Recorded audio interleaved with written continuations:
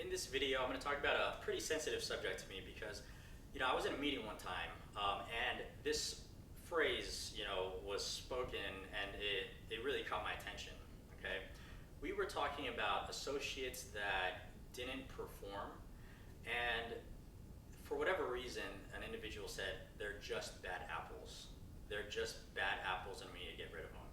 And me having the background I do in the Marine Corps as a squad leader, it really, I guess you can say, grinded my gears, okay? The reason why that is because people aren't bad apples. They are just in an environment where they can't succeed. And as a leader, as a true retail leader, you need to understand that the place they're at in their mind can be controlled if you take the time to really understand it. When this individual kept using the word bad apple, they're bad apple, we need to get rid of them, I actually got out of my chair, I turned around and addressed the entire staff of supervisors, managers, and I said, there is no bad apple. If there's a bad apple, it's because you as a leader have failed them. The reason why that is because until you've done everything in your power to help them succeed, you're the failure. You are the one who failed them. They didn't fail themselves, you failed them as a leader, right? So talking about leaders versus managers, the manager says, you're at fault. You're not performing, you're not doing this, you're not doing that. The leader says, what can I do to help you? What am I not doing that's not gonna help you, that is helping you? I'm gonna make sure I look first at myself as a leader to find out what deficiencies I have that's not causing you to succeed, right? So if I'm training you one way and you're not succeeding, is it your fault or is it my fault? It's my fault. As a true leader, it is my fault. It will always be my fault. If I try a separate way to teach you and you learn a little bit but just not enough, then I know, okay, it's because you need to learn a different way, and I'll try a third way, and I'll try a fourth way, and then a fifth way, okay? At no point in this whole transaction of training this individual will I ever say, it's your fault. I will always look at myself as a leader first because we lead by example. I will become the person they want to emulate.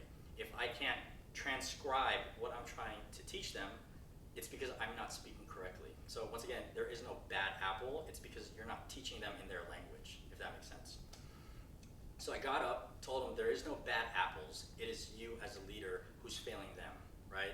And once again, it was a very touchy subject because in the Marine Corps, the leaders who get upset with others because they are failing are the same ones who don't take the time to teach, to train, to really grow and mold people. And the reason why people leave companies sometimes is because they're in a toxic environment. They're in an environment where you keep saying, you're failing, you're failing, you're failing. But as leaders, when we're supervisors, when we're managers, when we're anything above that, even when we're not in like supervisor manager positions, we have to care about people around us. Okay, we have to know that sometimes the way that I'm speaking right now may not be like, you may not resonate with it right now. Maybe I just need to tweak what I say, how I say it. Do I need to say it in different terms? Do I need to dumb it down? What do I need to do to make you successful? That's what a true leader does.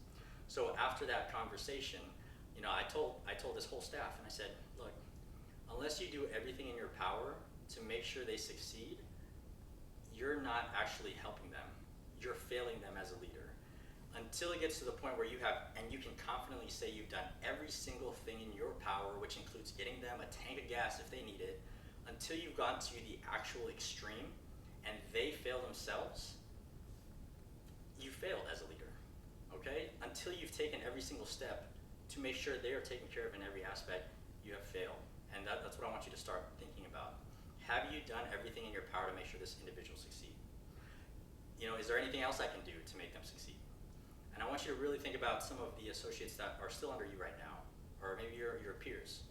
Have you failed them, and what are you gonna do to fix them now, right? What extra steps are you gonna take now to make sure that you are nurturing them for growth, okay? This is gonna be a huge challenge, because once again, I can talk about this all day, but I want you to really, look in before you start, passing the blame out, because once you look in and find out, okay, I'm the leader, I need to lead by example so they can emulate me. If they can't emulate me, what am I doing differently? What am I doing wrong?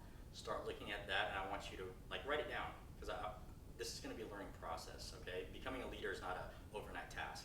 It's something that you learn over time, and you will fail at it, but as long as you keep seeking out success in becoming a true leader, you'll progress in your professional life, okay? So that's your homework for today. Look out for the next video. I'm going to give you one more more story, and then we're going to